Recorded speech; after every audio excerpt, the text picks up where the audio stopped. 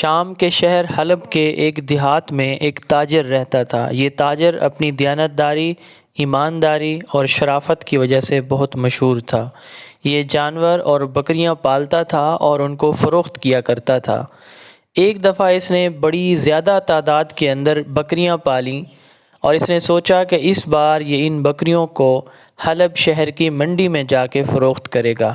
اس کے بیٹے نے اسے کہا کہ ابا جان، بکریاں زیادہ ہیں، لہٰذا میں بھی آپ کے ساتھ جاؤں گا۔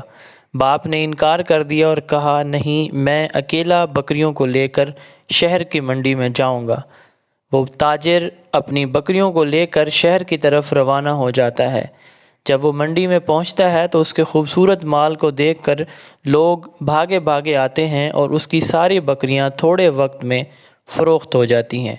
اسے اچھے دام مل جاتے ہیں۔ وہ بہت خوش ہوتا ہے، اللہ تعالیٰ کا شکر ادا کرتا ہے اور گھر کی طرف واپس چل پڑتا ہے۔ جس راستے سے وہ گزر رہا ہوتا ہے، ایک ڈاکو اس کو گزرتے ہوئے دیکھ لیتا ہے۔ وہ ڈاکو بہت ظالم اور مشہور ہوتا ہے۔ وہ اس تاجر کا تعاقب کرتا ہے۔ وہ سوچتا ہے کہ یہ تاجر شہر سے آ رہا ہے، اس کے پاس لازمی مال ہوگا۔ یہ تاجر تھوڑی دیر چلنے کے بعد ایک درخت کے نیچے تھوڑی دیر آرام کے لیے رک جاتا ہے۔ وہ ڈاکو اس پہ حملہ کر دیتا ہے اور اپنے خنجر کو اس کی گردن پہ رکھ کے کہتا ہے کہ اگر تم نے وہ مال جو تمہارے پاس ہے مجھے نہ دیا تو میں تمہاری گردن کاٹ دوں گا۔ وہ تاجر اپنا سارا مال اپنی تجوری سے نکال کے اس کے حوالے کر دیتا ہے اور اب اس ڈاکو کی نیت تبدیل ہو جاتی ہے۔ تاجر کہتا ہے کہ مجھے جانے دو، میں نے مال سارا تمہارے حوالے کر دیا ہے، لیکن ڈاکو کہتا ہے نہیں، میں تمہیں قتل کروں گا۔ تمہارا مال تو میرے پاس آ گیا ہے لیکن میں تمہاری جان بخشی بھی نہیں کروں گا۔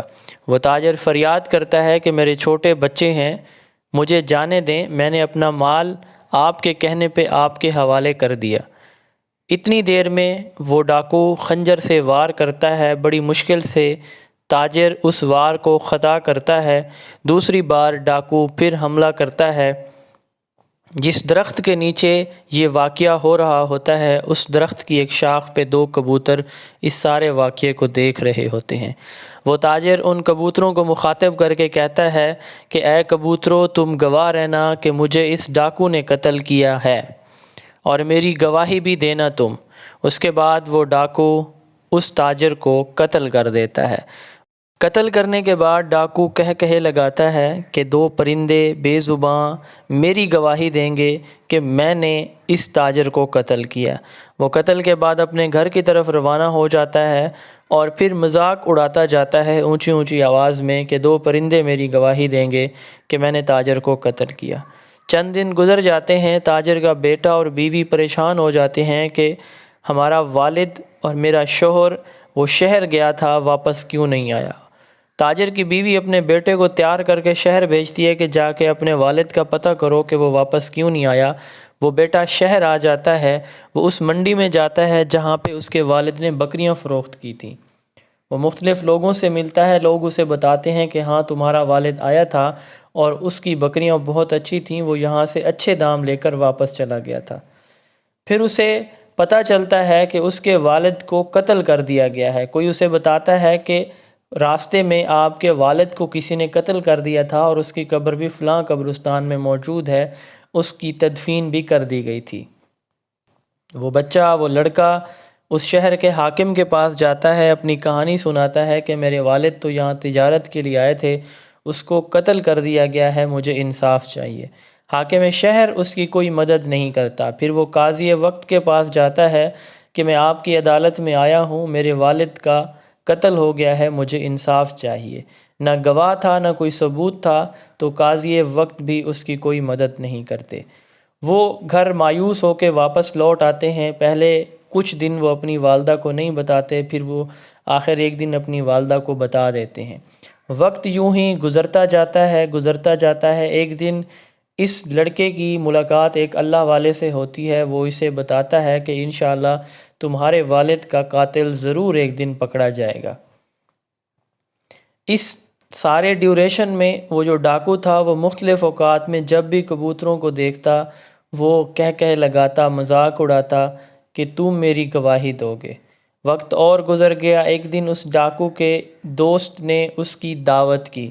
اس دعوت میں ان دو کے علاوہ اور بھی کچھ لوگ موجود تھے۔ جب یہ ڈاکو اس کے گھر دعوت پہ کھانا کھانے گیا تو اس کے سامنے جب کھانا رکھا گیا تو پہلے ہی برتن کا جب اس نے ڈھکن اٹھایا تو آگے دو بھنے ہوئے کبوتر موجود تھے۔ اس نے زور سے کہا لگایا کہ تم میری گواہی دو گے، آج تم خود بھنے ہوئے میرے سامنے موجود ہو اور میں نے تو تمہیں کھا جانا ہے آج۔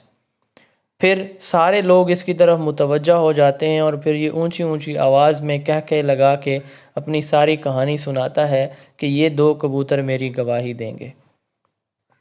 یہ رات ختم ہو جاتی ہے۔ اگلے دن اگلی صبح کو پورے شہر کے اندر وہ بات جنگل کی آگ کی طرح پھیل جاتی ہے کہ وہ جو تاجر کا بیٹا اپنے والد کو ڈھونڈنے آیا ہوا تھا کچھ مہینوں کچھ سال پہلے، اس کا قاتل مل گیا ہے، یہ ڈاکو اس کا قاتل ہے۔ سارے لوگ حاکم شہر کے پاس پہنچتے ہیں، قاضی وقت کے پاس پہنچتے ہیں، اس تاجر کے بیٹے اور اس کی بیوی تک بھی خبر پہنچ جاتی ہے، وہ بھی قاضی کے پاس اور حاکم شہر کے پاس پہنچ جاتے ہیں۔ بالآخر اس ڈاکو کو پکڑ لیا جاتا ہے۔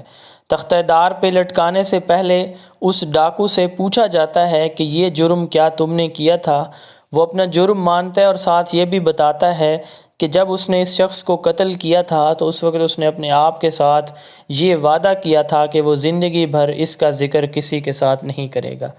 اس رات جب اس کے دوست نے اس کی دعوت کی اور کبوتروں کی ڈش اس کے سامنے جب لائی گئی تو اس وقت غیر شعوری طور پر اس کے منہ سے یہ ساری باتیں نکلیں اور واقعی کبوتروں نے اس قتل کی گواہی دے دی جس کا وہ مذاق اڑایا کرتا تھا۔ دوستو، اللہ کی ذات بڑی کریم ذات ہے، ہر ایک چیز پہ اس کی نظر ہے، ہر ایک چیز پہ اس کی بادشاہت ہے، وہ جب چاہے جو چاہے جس کے ساتھ جیسا چاہے وہ کہہ سکتا ہے، کر سکتا ہے۔ اس شخص نے سمجھا تھا کہ شاید یہ بے زباں پرندے میری گواہی نہیں دیں گے، لیکن اللہ تعالیٰ نے ان پرندوں سے بھی گواہی دلوا کے دکھائی۔